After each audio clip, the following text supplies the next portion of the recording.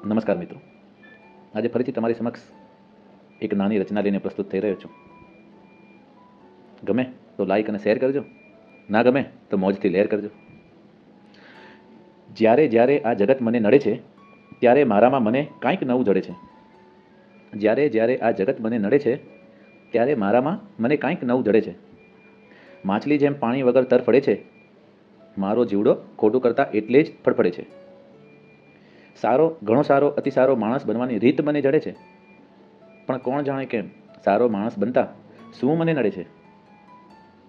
તેમ છતાં સારો માણસ બનતા કોણ જાણે કેમ શું મને નડે છે. તેમ છતાં જ્યારે જ્યારે આ જગત મને નડે છે ત્યારે મારામાં મને કાંઈક નવું જડે છે.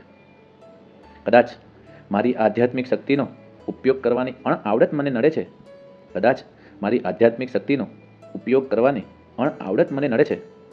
પણ આ અવરોધોને પાર પાડવાની કળા શીખી જવાનો હવે મને ખબર પડે છે. પણ મારા આ અવરોધોને પાર પાડવાની કળા શીખી જવાની હવે મને ખબર પડે છે. રામ રહીમને શોધવા મંદિર મસ્જિદમાં ભટકવું સૌને ગમે છે.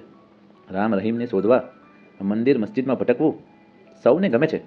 એકવાર પોતાની અંદર ડોક્યું કરીને તો જુઓ, બધે પહોંચવાનો માર્ગ અહીંથી જ તમને મળે છે.